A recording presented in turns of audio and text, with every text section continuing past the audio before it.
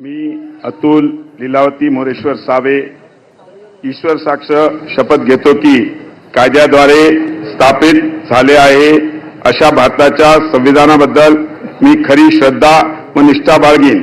मी भारताची सार्वभौमता व एकात्मता उन्नीत राखीन। मी महाराष्ट्र राज्याचा मंत्री म्हणून माझी कामे निष्ठापूर्वक व सद्बुद्धीने पार पाडीन आणि संविधान व कायदा यानुसार सर्व तऱ्हेच्या लोकांना मी निर्भयपणे व निपक्षपातीपणे तसेच कोणाच्याही विषयी ममताभाव किंवा आकस न बाळगता न्याय वागणूक देईन। मी अतुल लीलावती मोरेश्वर सावे